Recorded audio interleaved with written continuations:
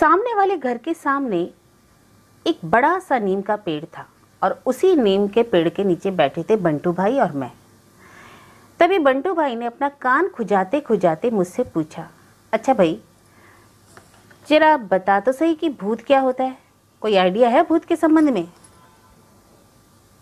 मैंने कहा नहीं, मुझे तो कोई आइडिया नहीं है।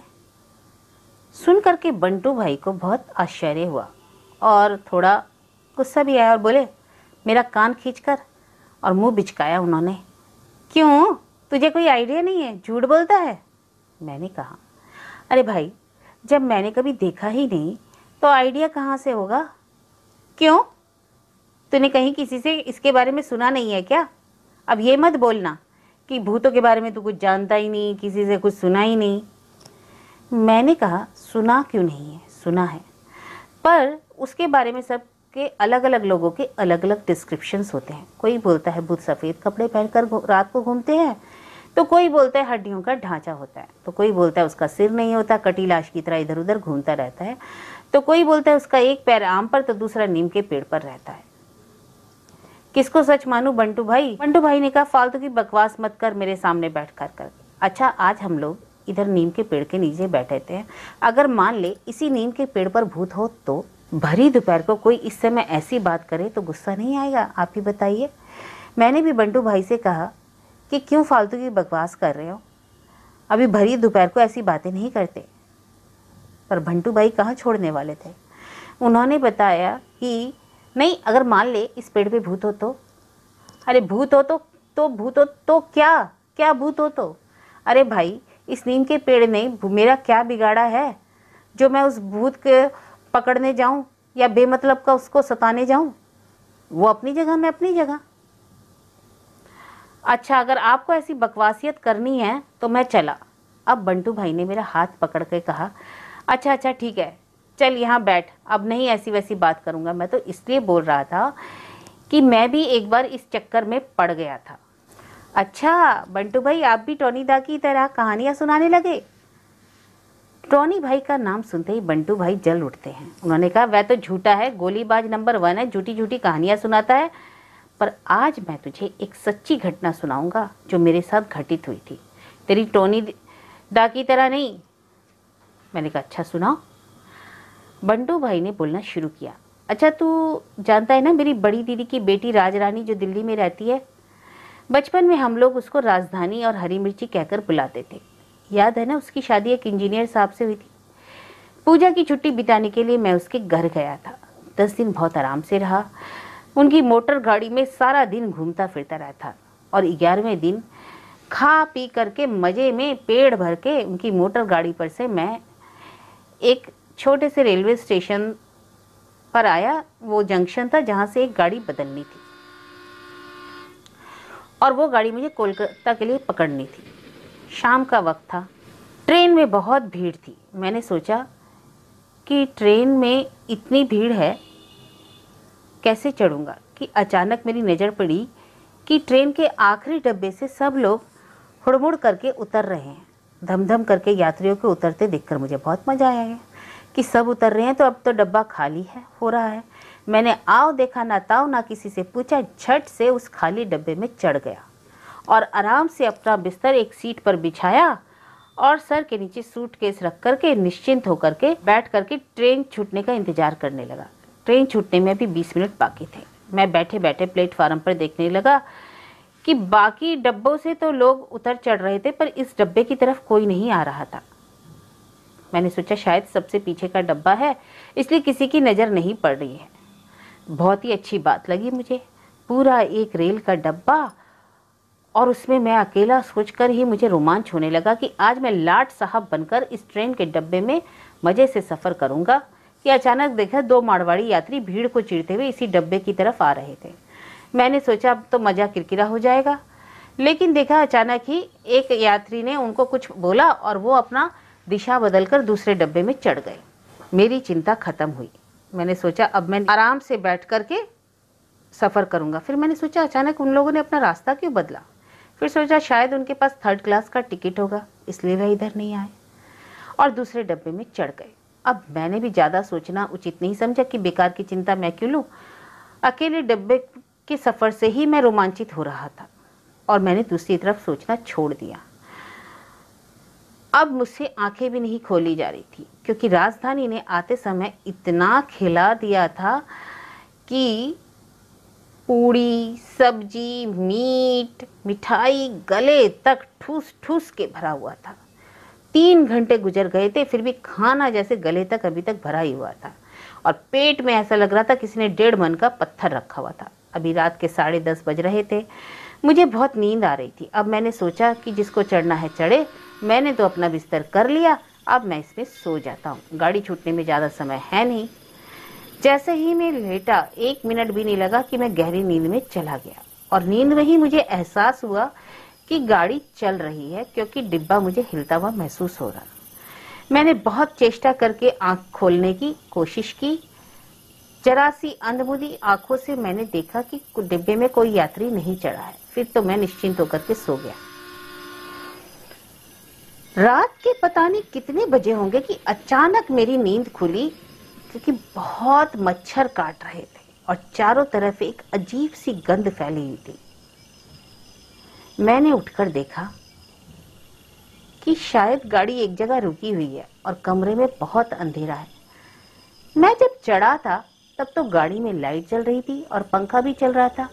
अब ना तो पंखा चल रहा है ना कोई लाइट जल रही है। अचानक क्या हुआ?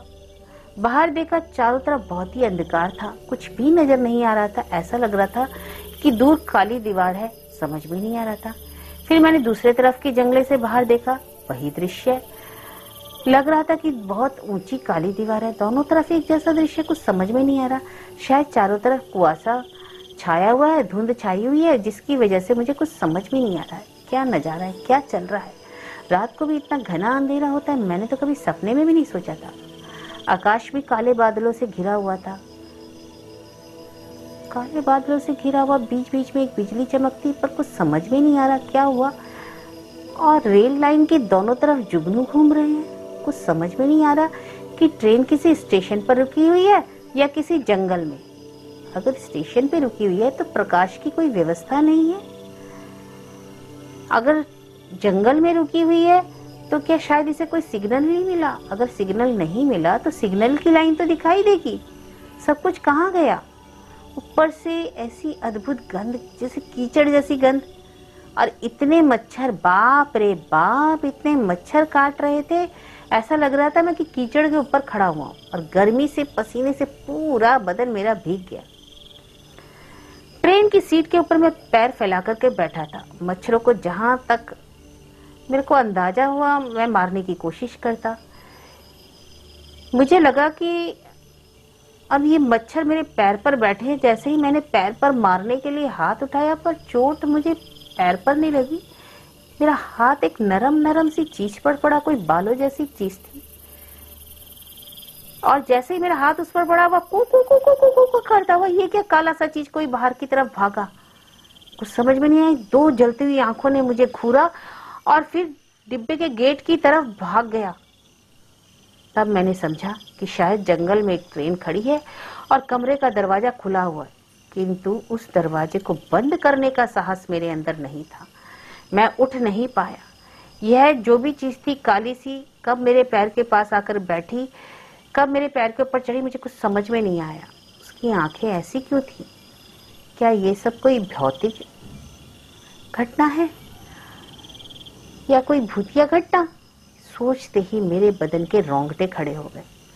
मुझे सब समझ में आया कि यह कमरा भूतिया है, इसलिए उस जंक्शन से सब लोग झट झट से इस डब्बे से उतर रहे थे और वह मारवाड़ी लोग जो इस तरफ भागकर आ रहे थे, दूसरे आदमी की बात सुनकर दूसरे डिब्बे में चले गए। अब तो मुझे कोई होश नहीं था। अब क्या मैं अकेला कंपार्टमेंट में फंस गया? अब मैं क्या करूं? उतर जाऊं? उतर जाऊं तो जाऊं कहां? अंधकार में तो कुछ सूझता ही नहीं। जब मुझे अपने ही हाथ पैर नहीं दिखाई दे रहे तो जाऊंगा कैसे? अब मैंने सोचा कि भाई, चोर डकैत के हाथ से भागा जा सकता है, पुलिस से भी भागा जा सकता है, किंतु भूत की पकड़ से कैसे भागा जा सकता है? वह चाहे तो 30 गज लंबा हाथ बढ़ाकर मेरी गर्दन को वहीं से पकड़ ले। सोच ही रहा था कि टप टप करके सर के ऊपर से पानी की बूंदें पड़ने लगी और उसके बाद लगा बाहर से कोई झरझर करके पानी फेंक रहा है, किसी लंबे पाइप से पानी निकल कर आ रहा है। और अब महसूस नहीं हो रहा था कि अचानक मेरे ऊपर से एक बहुत सारा पानी आकर के, गंदा पानी आकर के गिरा। बाप रे करते करते मैंने सारी खिड़कियां बंद करने लगा। तूफान की आवाज समान रूप से चल रही थी। लग रहा था कि किसी चुड़ैल के बच्चे बाहर नाच रहे हैं। मैंने खिड़कियां बंद तो कर ली और बंद करके मैं बैठे बैठे हनुमान चालीसा का पाठ करने लगा। डर से आतुर होकर पता नहीं कब तक चालीसा का पाठ करता रहा। कब बाहर पानी बंद हो गया इसका आभास मुझे नहीं हुआ। अचानक ही मुझे काली दीवार के अंधेरे से एक प्रकाश की लौ दिखाई देने लगी। वह प्रकाश की लौ खाली चली आ रही है। धीरे धीरे जब वो पास आई, मैंने खिड़की के कांच से देखा कि कोई राक्षस उस प्रकाश को हाथ में लिए आगे बढ़ा है। अभी तक तो मैं चुपचाप बैठा था, पर अब मैं इतने जोर से बाप रे करके चिल्लाया कि वह राक्षस उसी जगह रुक गया और अचानक अंधेरे में कहाँ गायब हो गया पता ही नहीं चला। अब उस तरफ देखने का साहस मुझ में नहीं था। अब मुझे समझ गया था कि मैं भूतिया कमरे में आकर मैंने कितनी बड़ी गलती की है। अब इससे कैसे निकलूंगा। अचानक मुझे अपने जनेऊ का ख्याल आया। मैंने उसे निकालने की कोशिश की तो ध्यान आया कि उसे तो मैंने 7 साल पहले ही उतार दिया था। अब तो मेरे बचने का कोई उपाय नहीं। अब तो लगता था इस भूतिया कमरे के साथ ही मैं नरक चला जाऊंगा। नरक की विभीषिका मेरे आंखों के सामने तैरने लगी। अब मैं कभी अपने माँ बाप भाई बहन को नहीं देख पाऊंगा। धीरे इधर से ही सीधा भूतों के पास मेरी भर्ती हो जाएगी। मैंने आंख बंद करके फिर से राम राम पढ़ना शुरू कर दिया कि अचानक एक कड़कती हुई आवाज आई। हे यू! मैंने आंख खोलकर देखा, सफेद कपड़े पहने एक गोरा लंबा चौड़ा साहब खड़ा हुआ था। हे यू! कौन है तुम? मैंने डरते डरते आंख खोली, देखा कि चारों तरफ लाइट थी। कहां से आई लाइट? और ये गोरा साहब, इसका मतलब मैं गोरे साहब अंग्रेज भूत के पल्ले में पड़ गया। अब तो राम राम करना भी भूल गया और चीख करके एक ही बार में बेहोश। इतना कहकर बंटू भाई रुक गए। मैंने बहुत ही व्याकुल होकर पूछा, अरे इसके बाद क्या हुआ, जल्दी बताइए ना बंटू भाई, अब सस्पेंस मत रखिए ज्यादा। अरे इसके बाद क्या होना था, वही हुआ जो होना था, भीषण कांड। मतलब कैसा कांड? अरे मतलब कुछ नहीं। अरे वो कमरा ही खराब था। उस जंक्शन में उस ट्रेन के डब्बे को काटकर शेड के अंदर ले जाने के लिए उस डब्बे से सारे यात्री उतार दिए गए थे, किंतु मैं अभागा, कुछ आगे देखा ना पीछा, झट से चढ़ गया। किसी से पूछने की जरूरत मैंने महसूस नहीं की। नींद में मुझे कुछ महसूस नहीं हुआ कि मेरे जूतों के कब ऊपर आकर कब एक कुत्ता मेरे पास सो गया। जब मैंने उसे मारने की कोशिश की तो वह भाग गया। अंधेरे में उसकी आंखें जलती हुई लौ दिखाई दे रही थी और शेड के साइड में जो बड़ी बड़ी काली दीवारें होती हैं वो दिखाई दे रही थी। उसके पास से लालटेन लेकर एक कुली आ रहा था। जिसने मेरी चीख सुनी तो वह दौड़कर इंस्पेक्टर साहब को लेकर आ गया और जब साहब आए तो मैं उन्हें भूत समझकर बेहोश हो गया और उन्होंने मुझे घर पहुंचाया। उसके बाद तो मैंने, बंटू भाई ने जो हंसना शुरू किया और हंसी रुकने का नाम ही नहीं ले रही थी। बंटू भाई इसके बाद खड़े होकर बोले, मैं तुम्हारी टॉनीदा की तरह नहीं हूँ जो बेकार के किस्से कहानी सुनाता रहूं। ये एकदम सत्य घटना है, सच्ची, अद्भुत, अतुलनीय।